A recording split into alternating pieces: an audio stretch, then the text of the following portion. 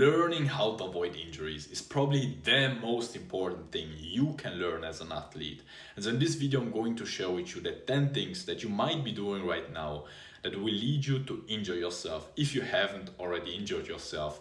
And I will also share with you the things that you can start doing from today to avoid injuries in the future.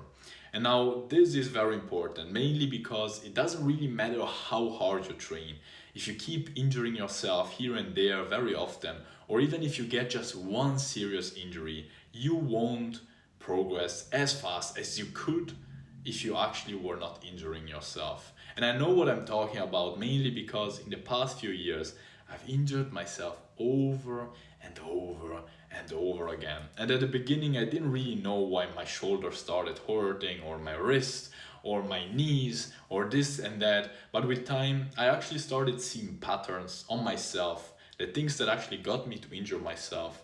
And I actually also learned a lot from other people. And therefore, I realized the things that actually got me to injure myself, and I just simply started doing the opposite. And so this is the first most important lesson of this video. If you want to avoid injuries, all you need to do is just realize the things that get you to injure yourself and just do the opposite. So what are the things that will lead you to injury? First is warming up incorrectly. Now, what do I mean by that, right? Not just warming up too little, but also warming up too much. If you warm up too little, you're obviously going to maybe injure yourself, or at least heighten the risk for you to injure yourself. If you're warming up too much, you also are going to increase the probability to injure yourself, mainly because you will start your set while already having kind of sore or at least a little bit fatigued muscle. And you don't want that, especially if you're going really hard, or if you do things that require you to be fresh, or you're really focused on the form. And you want to do that, actually, to be really focusing on the form. That's actually the second thing that is going to lead you to injury. Not giving the form the importance it actually needs. Because most people focus on just adding weights, on just becoming stronger, but they don't really focus enough on the form. And so that's a big mistake, because when you don't add a lot of weight, when you don't have yet enough weight, it's not going to lead you very probably to injury, even though doing a lot of reps on wrong form is also not very healthy. But when you are starting to put on some weight, you will already have, the wrong form, and therefore you will very probably injure yourself. Just like I used to be doing when I was doing, incline bench press, not with my shoulders in, but with them out, spread it out. And therefore I started feeling my shoulder hurting. Now, the third thing you want to be avoiding is not giving your joints the time to adapt to new movements. Because when you are doing new things, like, doesn't really matter what, like handstands, for example, where you're using new joints or joints in new ways that you've never done before, because on handstands you're really putting a lot of pressure on your wrist, but you don't give it enough time to actually adapt to this new pressure, to this new stress, it's very probably going to lead you to hurt yourself. So that's a big mistake. Also, a big mistake is not, working up on the variations, because maybe you already have the joint strength, but you don't have the muscle strength. And so you start straight away trying the full back lever, because you think to yourself, well, I have the mobility, because you do cat, cat, and how is it called? Flat the cat. I don't know, where you're basically there with the rings and go back and forward. You really have the shoulder mobility. You think to yourself, you have maybe also the front lever. And so you think to yourself, I will have the back lever. But guess what? You didn't try the variations and you hurt yourself. That's how I hurt myself very often. That's a very big mistake. Another big mistake, I think I'm at number 5. I don't remember, to be very honest. Anyways, it's 10 in total. Is to not rest enough.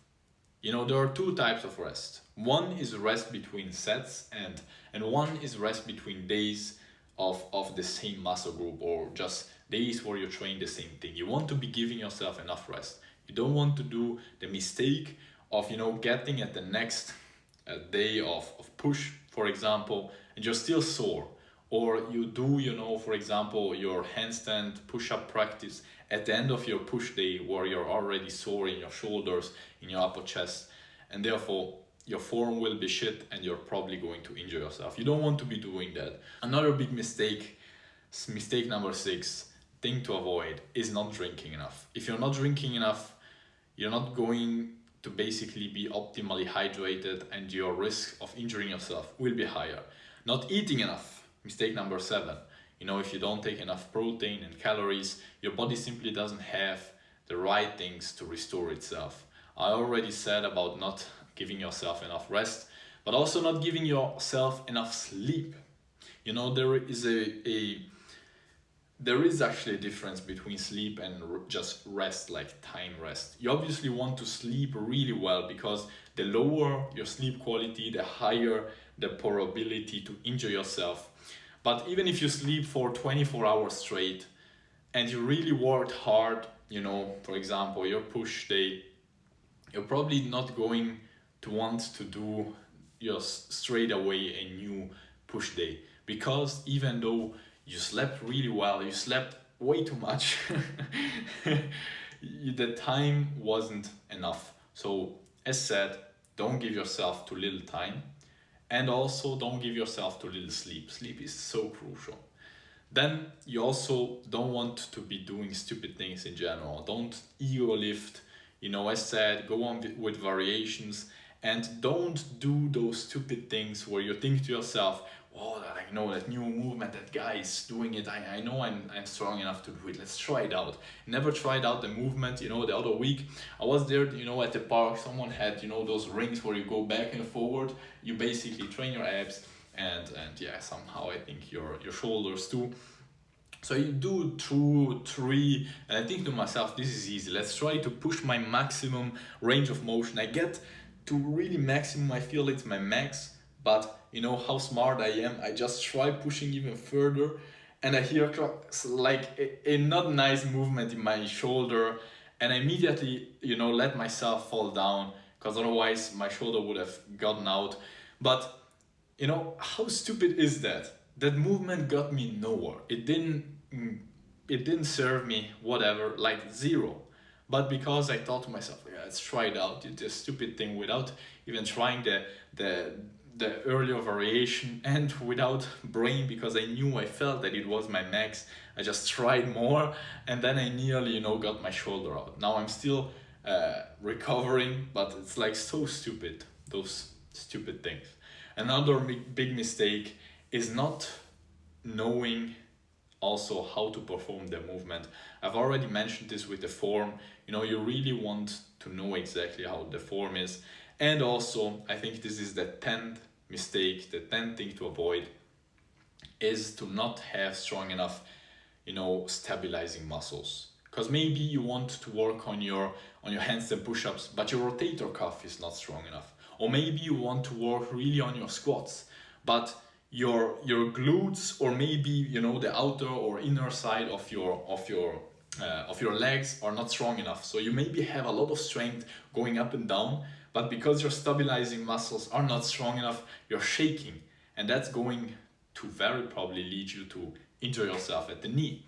Now, how can we actually reverse these things and just start doing the right things, right? I will share with you the things you can start implementing starting from today that will lower drastically your probability to injure yourself in the future. First thing is warming up well. Now, as said, don't warm up too little. You should be feeling warm up, you should feel ready, but don't warm up too much. You know that you warmed up too much, by the way, if you are already kind of tired, if your muscles are not fully fresh when you want to start your first working set. So that's the first thing. Second thing, give your body, your muscles, the ability to actually adapt to a new movement. So go by variations. As said, if you want to do a new movement and your joints may already be strong enough, but your muscles aren't, you really want to start with the first variation, and maybe you're already strong enough, and so within literally 20 minutes you get to the hardest variation. But what if you weren't strong enough? You start straight away with the hardest variation, and you fuck up, you injure yourself, and you can't work out for a month. Like, you don't want that, obviously. Third thing to do, give your joints the time to adapt to new movements, because maybe you want to start working out your handstands or whatever other movement, and your shoulders are really already strong enough, your triceps too, but your wrists aren't. And so you really want to give your wrists the ability to adapt to this, like being straight, having all the weight, and having to really work hard to stabilize. Otherwise, just like me, you're going to have your wrists hurting. And because your ego is too big, you don't want to take rest days or stop doing handstands for a week or so, and therefore start hurting more and more and more until you actually can't do handstands anymore, and therefore you have to take a break for a month. That's literally what I did. So you have two options. Give your joints enough time to actually adapt, or give your joints enough time to adapt because they're going to hurt and therefore you will have to give them enough time. But you obviously don't want that, right? So fourth thing to do is basically not doing stupid things, not ego lifting, just adding weight even though your form is shit. Don't do those stupid things, trying out new movements without having ever tried them out. Work with brain, because no brain, no gain. Fifth thing, drink enough. Drink throughout the day between 3 to 4 liters, throughout the workout about 1 liter, and make sure that you drank a lot before the workout. That's enough. Eat a lot. Eat as much as you're hungry. Eat, a lot of calories so that your body has the building blocks. Also protein so that your body can restore the muscles. Give yourself enough rest in 2 ways. Between sets, and especially if the intensity is really high, and also between days of the same, muscle groups.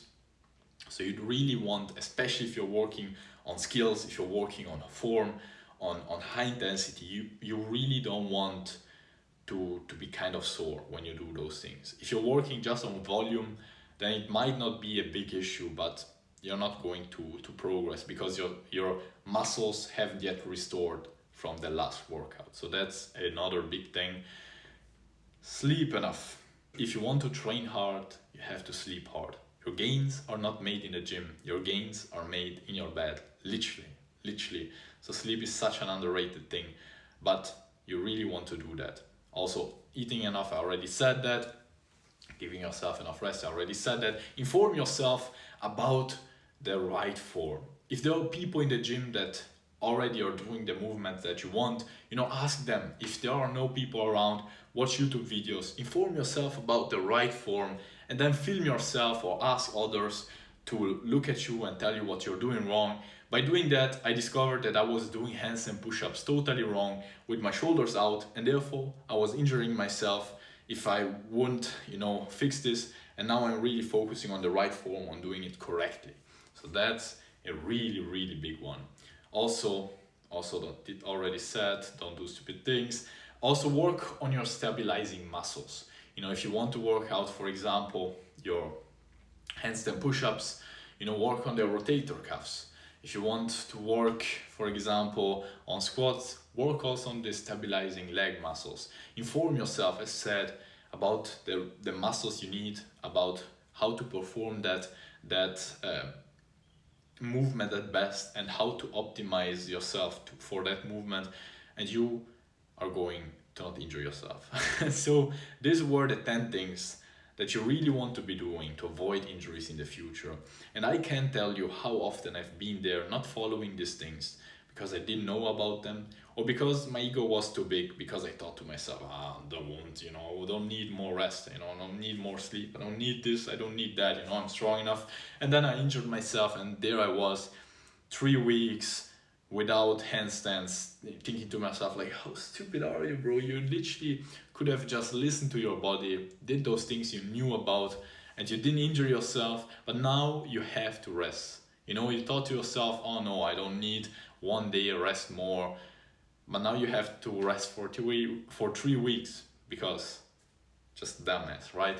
So I really hope this video helped you out, and I'm sure that if you start implementing these things, you're going to no more injure yourself, or if you've never injured yourself, which would be amazing, to never get injured if you actually follow these things.